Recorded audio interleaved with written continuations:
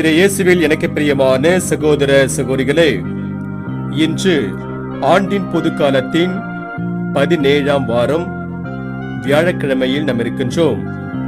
இந்த நாள் உங்களுக்கு இனிய நாளாக அமைய வாழ்த்துகிறேன், ஜெபிக்கின்றேன். இன்றைய இறைவார்த்தை சிந்தனைகளுக்கு நாம் கவனமுடன் செவி கொடுப்போம். விடுதலை பயண நூலிலிருந்து வாசகம். அதிகாரம் 40, இறை வார்த்தைகள் 16 21 மற்றும் 34 38 முடிய. அந்நாள்களில் ஆண்டவர் கட்டளையிட்டபடியெல்லாம் மோசே செயல்பட்டார். 2ஆம் ஆண்டில் 1 மாதம் 1 தேதியன்று திரு உறைவிடம் எழுப்பப்பட்டது. மோசே திரு உறைவிடத்தை எழுப்பினார். பாத பொருத்துக்களை வைத்து அதன் மேல் சட்டங்களை பொருத்தினார். குறுக்கு சட்டங்களையும் பொருத்தினார். தூண்களையும் நிறுத்தினார். திரு உறைவிடத்தின் மேல் அவர் கூடாரத்தை விரித்தார். அதற்கு மேல் கூடார மேல் விரிப்பை அமைத்தார். இதுவும் ஆண்டவர் மோசேக்கு கட்டளையிட்டபடியே செய்யப்பட்டது. உடன்படிக்கை பலகையை அவர் எடுத்து அதை பேழையில் வைத்தார். தண்டுகளை பேழையில் செருகினார். இரக்கத்தின் இருக்கையை பேழையின் மேல் வைத்தார். திரு உறைவிடத்தினுள் பேழை எடுத்து செல்லப்பட்டது. திரு தூயக திரை தொங்கவிடப்பட்டு உடன்படிக்கை பேழை மறைக்கப்பட்டது. இதையும் ஆண்டவர் கட்டளையிட்டபடியே மோசே செய்தார். பின்பு மேகம் சந்திப்பு கூடாரத்தை மூடிற்று. ஆண்டவரின் மாட்சி திரு உறைவிடத்தை நிரப்பிற்று. சந்திப்பு கூடாரத்தின் மேலே மேகம் நின்றிருந்ததாலும் ஆண்டவரின் மாட்சி திரு உறைவிடத்தை நிரப்பியதாலும் மோசே உள்ளே நுழைய முடியாமல் போயிற்று.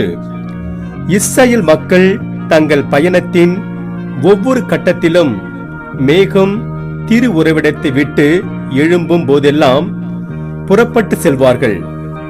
மேகம் எழும்பாதிருக்கும் போதோ அது மேலே எழும்பும் நாள் வரை அவர்கள் புறப்பட மாட்டார்கள்.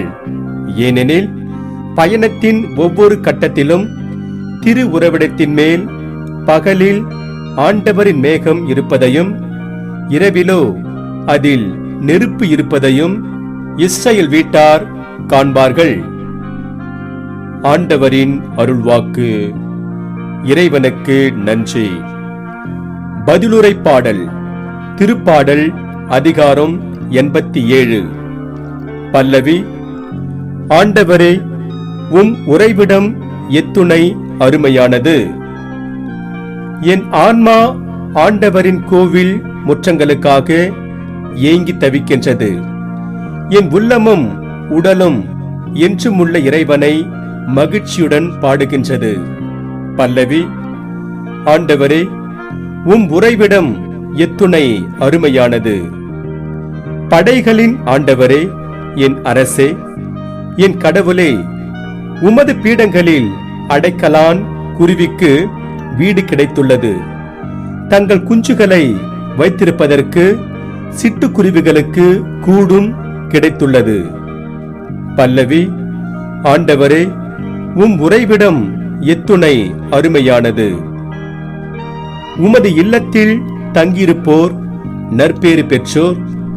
அவர்கள் எந்நாளும் உம்மை புகழ்ந்து கொண்டே இருப்பார்கள். உம்மிடமிருந்து வலிமை பெற்ற மானிடர் பேறு பெற்றோர். அவர்கள் நடந்து செல்கையில் மேலும் மேலும் வலிமை பெறுகிறார்கள். பல்லவி. ஆண்டவரே, உம் உறைவிடம் எத்துணை அருமையானது. வேற்றிடங்களில் வாழும் 1000 நாள்களினும் உம் கோவில் முற்றங்களில் தங்கும் ஒரு நாளே மேலானது. பொல்லாரின் கூடாரங்களில் குடியிருப்பதினும் என் கடவுளது இல்லத்தின் வாயிற் காவலனாய் இருப்பதே இனிமையானது. பல்லவி. ஆண்டவரே, உம் உறைவிடம் எத்துணை அருமையானது. அல்லேலூயா, அல்லேலூயா. உம் திருமகனின் சொற்களை எங்கள் மனதில் இருத்தும்படி ஆண்டவரே எங்கள் இதயத்தை திறந்தருளும். அல்லேலூயா. ஆண்டவரே, நற்செய்தியை தகுந்த விதத்தில் எடுத்து சொல்ல என் உள்ளத்தையும் உதட்டையும் தூய்மையாக்கும். ஆண்டவர் உங்களோடு இருப்பாராக, உம் ஆன்மாவோடும் இருப்பாராக. தூய மத்தேயு எழுதிய பரிசுத்த நற்செய்தியிலிருந்து வாசகம். ஆண்டவரே, மாட்சி உமக்கே. மத்தேயு நற்செய்தி அதிகாரம் 13, இறை வார்த்தைகள் 47 53 முடிய. அக்காலத்தில் இயேசு மக்களை நோக்கி கூறியது: விண்ணரசு கடலில் வீசப்பட்டு எல்லா வகையான மீன்களையும் வாரிக்கொண்டு வரும் வலைக்கு ஒப்பாகும். வலை நிறைந்ததும் அதை இழுத்து கொண்டு போய் கரையில் உட்கார்ந்து நல்லவற்றை கூடைகளில் சேர்த்து வைப்பர், கெட்டவற்றை வெளியே எறிவர். இவ்வாறே உலக முடிவிலும் நிகழும். வானதூதர் சென்று நேர்மையாளரிடையே இருந்து தீயோரை பிரிப்பர், பின் அவர்களை தீச்சுளையில் தள்ளுவர். அங்கே அழுகையும் அங்கலாய்ப்பும் இருக்கும். இவற்றையெல்லாம் புரிந்து கொண்டீர்களா என்று இயேசு கேட்க, அவர்கள் ஆம் என்றார்கள். பின்பு அவர், ஆகையால் விண்ணரசு பற்றி கற்றுக்கொண்ட எல்லா மறைநூல் அறிஞரும் தம் கருவூலத்திலிருந்து புதியவற்றையும் பழையவற்றையும் வெளிக்கொணரும் வீட்டு உரிமையாளரை போல் இருக்கின்றனர் என்று அவர்களிடம் கூறினார். இவ்வூமைகளை இயேசு சொல்லி முடித்த பின்பு அவ்விடத்தை விட்டு சென்றார். ஆண்டவரின் அருள்வாக்கு. கிறிஸ்துவே, உமக்கு புகழ். நற்செய்தி வாக்கினால் என்னுடைய பாவங்கள் அகல்வதாக. ஆமென். உமது கோவில் முற்றங்களில் தங்கும் ஒரு நாளே மேலானது. இயேசுவில் எனக்கு பிரியமான சகோதர சகோதரிகளே, நகரில் இருந்த பங்கு கோவில் அது. அதில் ஒரு ஞாயிற்றுக்கிழமை திருப்பலி முடிந்ததும் பெண்மணி ஒருவர் திருப்பலி நிறைவேற்றிய பங்கு குருவானவரை பார்க்க வேக வேகமாக ஓடி வந்தார். நீங்கள் தவறாக நினைக்கவில்லை என்றால் நான் உங்களிடத்தில் ஒன்றை சொல்லட்டுமா என்று அந்த பெண்மணி பங்கு குருவானவரிடம் பணிவோடு சொன்னார். எது வேண்டுமானாலும் சொல்லுங்கள், நான் தவறாக நினைக்க மாட்டேன் என்று பங்கு குருவானவர் சொன்னதும் அந்த பெண்மணி, அது வேறொன்றுமில்லை, இன்று நீங்கள் மறையுரை ஆற்றிக் கொண்டிருக்கும் பொழுது நடுவில் ஒருவர் எழுந்து சென்றாரே, நீங்கள் கூட அவர் பாதியில் எழுந்து சென்றதும் சிறிது நேரம் வார்த்தைகள் வராமல் தவித்தீர்களே, அவர் வேறு யாருமல்ல, என்னுடைய கணவர்தான் என்றார். ஓ, அப்படியா என்பது போல் பங்கு குருவானவர் தலையை ஆட்டியதும் அந்த பெண்மணி, சிறு வயதிலிருந்தே என் கணவருக்கு தூக்கத்தில் நடக்கின்ற வியாதி இருக்கிறது, அதனால்தான் அவர் நீங்கள் மறையுரை ஆற்றும்போது தூங்கிவிட்ட அவர் வழக்கம் போல் எழுந்து நடந்து விட்டார் என்றார். இதற்கு பங்கு குருவானவரால் எதுவும் பேச முடியவில்லை. இயேசுவில் எனக்கு பிரியமான சகோதர சகோதரிகளே, வேடிக்கையான சொல்லப்பட்ட கதையாக இது இருந்தாலும் பலரும் இந்த கதையில் வரும் பெண்மணியின் கணவரைப் போலத்தான் கோவிலில் நடைபெறும் வழிபாடுகளில் மனமொன்றி ஈடுபடாமல் ஏனோதானோ என்று ஈடுபடுவதை காண முடிகிறது. கோவில் என்பது எத்துணை மேன்மையான இடம். அவ்விடத்தில் நடைபெறும் வழிபாட்டில் மனமொன்றி பங்கேற்காததை என்னவென்று சொல்வது? இன்று நாம் பாடக்கேட்ட பதிலுரை பாடல், வேற்றிடங்களில் வாழும் 1000 நாள்களினும் உம் கோவிலில் முற்றங்களில் தங்கும் ஒரு நாளே மேலானது என்கிறது. அதை பற்றி நாம் சிந்தித்து பார்ப்போம். யூதர்கள் ஆண்டுதோறும் பாஸ்கா பெருவிழா, பெந்தகோஸ்து பெருவிழா, கூடார பெருவிழா ஆகிய முப்பெரும் விழாக்களை கொண்டாடுவது உண்டு.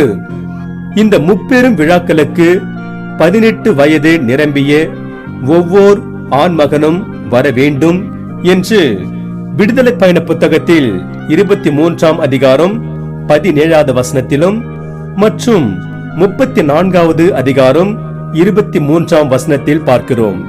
ஆனால் இன்று நாம் பதிலுரை பாடலாக பாட கேட்ட திருப்பாடல் 84இன் ஆசிரியரால் வர முடியவில்லை. அதனால் அவர் எருசலேம் திருக்கோவிலின் மேன்மையை குறித்து பாடிவிட்டு அங்கு நடைபெறும் வழிபாட்டில் தன்னால் கலந்து கொள்ள முடியவில்லையே என்ற தன்னுடைய ஏக்கத்தை வெளிப்படுத்துகிறார்.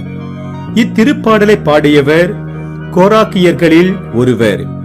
இந்த கோராக்கியர் கூடார நுழைவாயில் மேற்பார்வை பணிக்கு நியமிக்கப்பட்டிருந்தனர் என்று முதல் குறிப்பேடு 9ஆம் அதிகாரம் 19இல் பார்க்கிறோம்.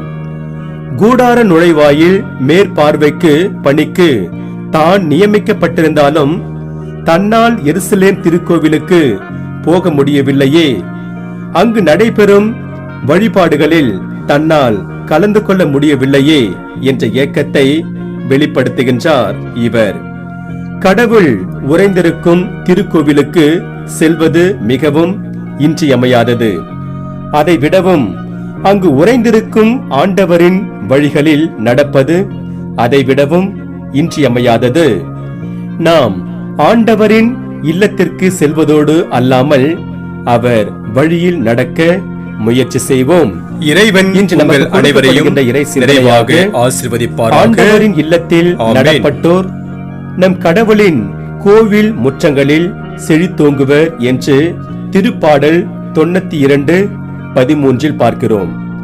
மாசற்றவராய் நடப்போர் ஆண்டவரின் கூடாரத்தில் தங்கிட தகுதியுள்ளவர் என்பது திருப்பாடல் 15:1-2 முடிய பார்க்கிறோம். நாம் ஆண்டவரின் வழி நடந்து அவர் இல்லத்தில் நுழையும் பேச்சினை பெறுவோம். இன்று நமக்கு கொடுக்கப்படுகிற இறை சிந்தனையாக, உம் இல்லத்தின் மீதுள்ள ஆர்வம் என்னை எரித்துவிடும் என்று தூய யோவான் நற்செய்தியில் 2ஆம் அதிகாரம் 17இல் பார்க்கிறோம். இந்த வார்த்தை உம் இல்லத்தின் மீதுள்ள ஆர்வம் என்னை எரித்துவிடும் என்று தூய யோவான் நற்செய்தியில் 2ஆம் அதிகாரம் 17இல் கூறுகிறது. எனவே நாம் ஆண்டவருடைய இல்லத்தின் மீது ஆர்வம் கொண்டு அதை அணுகி சென்று ஆண்டவரின் வழி நடந்து இறையருளை நிறைவாக பெறுவோம். இறைவன் உங்கள் அனைவரையும் நிறைவாக ஆசீர்வதிப்பாராக. ஆமென்.